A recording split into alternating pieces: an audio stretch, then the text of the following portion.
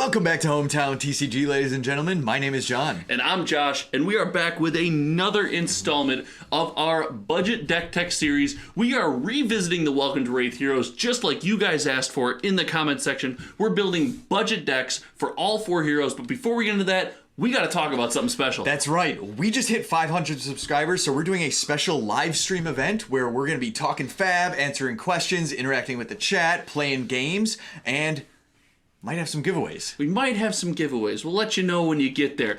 But enough about that. Let's get into our deck today. And our deck today is Katsu. It's our ninja deck. And what does this deck do well? Man, this deck hits it hard. It puts up relentless pressure just turn after turn after turn with a high DPC. That's damage per card.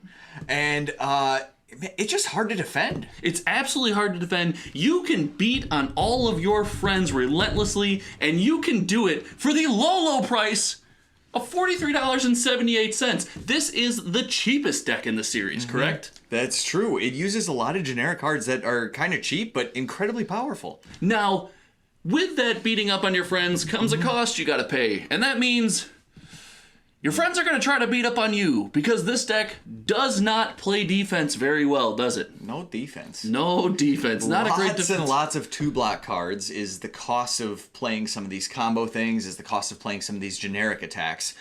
In addition to that, it does not have high armor values on its equipment. It does not. It has almost no armor values, but I mean, it's got a couple here and there, but very low. But a lot of that armor that we've slotted in this deck really helps push the gas pedal and move this deck along. And I think that starts with your Snapdragon Scalers. Snapdragon Scalers is the most important part of the deck. That's in the equipment, at least. Yes. That's what you're looking to do to continue your combos. The threat of it is always there. Yes. Then you also have Breaking Scales, which is nice because it can help get you over the top on a hit effect to draw a card. That's Absolutely. what you're really looking to use it for. Exactly. So your Breaking Scales can get that hit effect. Your Snapdragon Scalers can always have that threat of go again, just hovering over your opponent. And then the Vest of the First Fist or the Hardened Crossstrap, depending on what you feel like playing at the time, to matchup dependent, to give you that extra resource you might need to push through. Exactly. So that's the equipment. Obviously, you have the Kodachis, which are super efficient because they can ping in the damage. They ping in the damage, and you're going to get super sick of saying Kodachi for 1, Kodachi for 2. Let me tell you that. So let's look into this constant pressure that we talked about. So this constant pressure comes from a lot of just very efficient and very good low-cost cards. You're looking at things like Scar for a Scar, Life for a Life, Leg Tap, Ravenous Rabble, and then finally my favorite card here. Good new Monarch card is Belittle. And the reason for Belittle is we're playing a combo deck.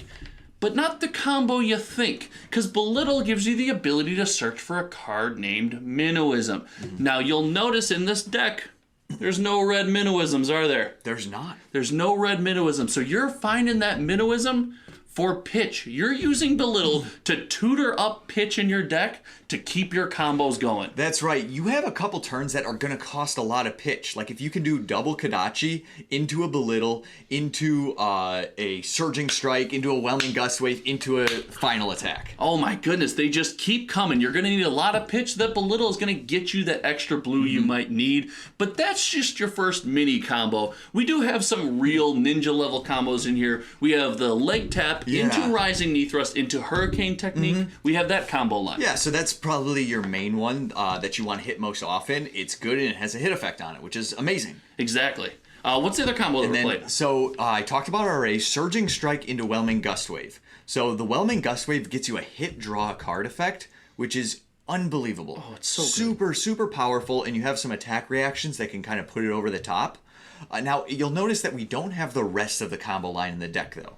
Okay, so we're missing the Lord of the Wind to finish it off, because in Blitz, you can only run 2 copies of it. In Lord of the Wind, you need 3 copies in your deck, and you need a bunch more of the combo piece in your discard pile. So it just doesn't work in Blitz. Right, you have all the extra effort to getting the combo off, but none of the reward. So we opted to cut the end of that combo line off, and it adds a little bit of consistency to the deck. And you also mentioned something interesting, because at the end of the deck, this game can feel grindy, and you don't necessarily want to find yourself in a grindy slogfest. So we included those attack reactions to maybe either get off your hit effects or finish off an opponent, and we're playing Ancestral Empowerment and Razor Reflex in those attack reaction slots. Right. Super impactful. Huge for the deck for both reasons you said. Absolutely. Yeah.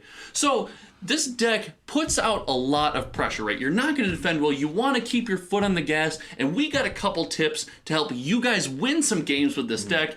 And the first one is our core tip for all of our aggro decks in all of our series, and that is go second.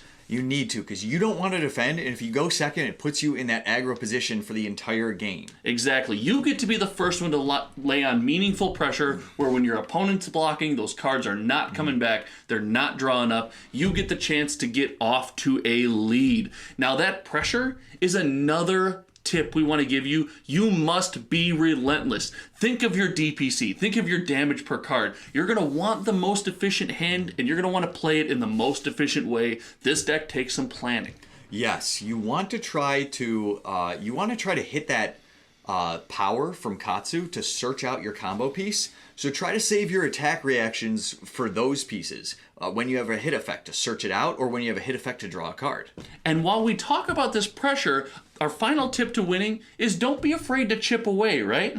Yeah, so we have a lot of 4 damage attacks, which a lot of times push 1 damage over the top. Or are blocked inefficiently. Yeah, or blocked, yes. And then there's also the Kadachis, which is also another way to just chip damage through. So at the end of the game, if your opponent's in the defensive position, you can just close it out, because they're not going to be able to block everything. You're going to get through 1 damage here, 1 damage there. Exactly. So in the matchups where both players are low on life and you're the active player, we find you have the advantage, and that requires you to maintain that pressure throughout the entire game. So guys, when you're playing this deck, get your combos in order, put your foot on the gas, and do not let up. Anything else you want to say about this deck? I'll just add, if you are looking to upgrade the deck. Yes. So this deck, it's only $45. So if you're looking to upgrade, the thing is, a lot of the cards are cheap that are efficient for it. The biggest... You're going to say it. The next piece to get is Mask of Momentum.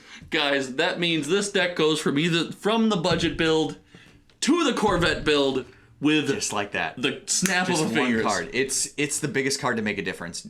I would get that before you get any Majestics, any Command and Conquers, or E-Strikes. If you're looking to play this deck, Mask of Momentum is going to make the difference. So you're going to want to save up, put that money aside, do what you can, maybe hope more Unlimited's open, get that Mask of Momentum. So that's your next card to slot in this deck. That kind of makes it a Corvette build, though, doesn't it, Mask of Momentum? It kind of does. It's like, this is probably the best you can get for, like, it's still super powerful. Yes. But Mask of Momentum is just the Super Saiyan upgrade. All the go again, all the draw cards, it gets insane. But guys, that's been our episode of the Blitz Deck Budget Upgrade Series. Well, not even an upgrade series, a fresh series from your Monarch Hero, or not from your Monarch Heroes. Welcome to Wraith Heroes!